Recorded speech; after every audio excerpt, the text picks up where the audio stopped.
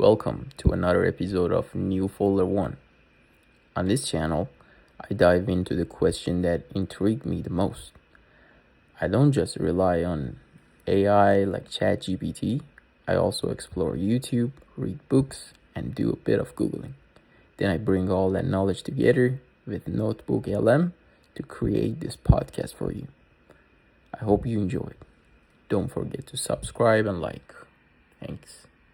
Well, weird.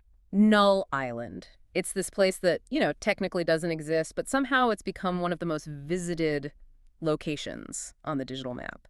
So for anyone not familiar, Null Island is basically the nickname for the spot where the equator meets the prime meridian. 0 degrees latitude, 0 degrees longitude. Smack bang in the Gulf of Guinea. Right, middle of the ocean. Hundreds of kilometers away from any actual land. And it kind of started as a joke, didn't it, among map people? Exactly. Cartographers, GIS folks. It got popular around, 2011?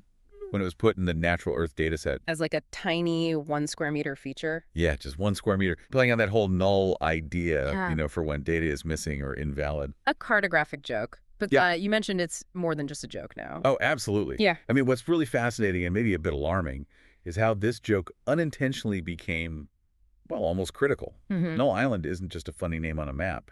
It's turned into this kind of unintentional black hole for data. A black hole. How so? Well, it's become a default location, a sort of technical trap for geocoding errors. Geocoding errors. Like when your map app gets confused. Sort of, yeah, but often more fundamental. Think about databases.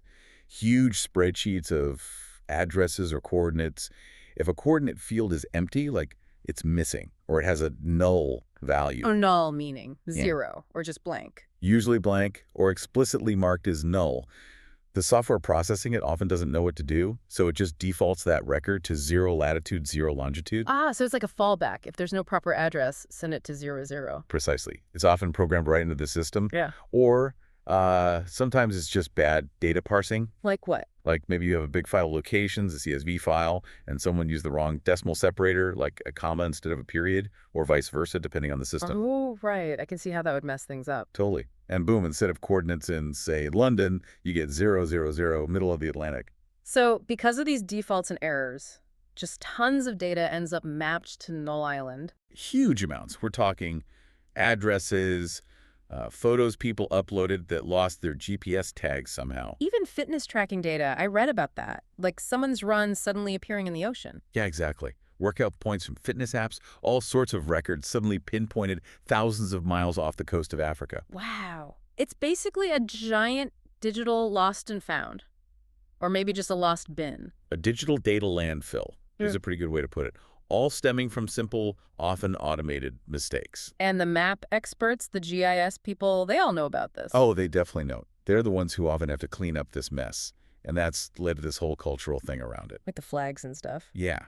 People have created flags for Null Island, written fictional histories.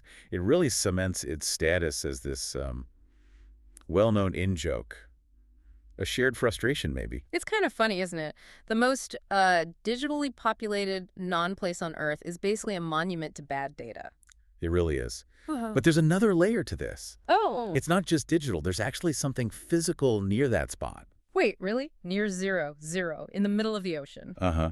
Moored pretty close to the exact 0-0 intersection is a real scientific instrument. It's part of the Pirata buoy network, Station 40-2010. A weather buoy. Yeah, it measures ocean conditions, weather data, and get this, it even have a nickname. What is it? They call it Soul. Soul. Seriously. So the black hole for digital errors has a soul nearby. Kind of poetic, isn't it? It's the only sort of factual anchor in the vicinity of this completely fictional, data-driven place. That is wild. So what's the takeaway here then? Is it just a funny story about data errors? Well, it's funny, but it also makes you think, doesn't it? If that much digital information, sometimes sensitive stuff like where you live or where you run, Yeah. can accidentally end up mapped to a random spot in the ocean just because of a software default or a tiny typo, Yeah. it really makes you question how reliable all this background data processing actually is, Yeah.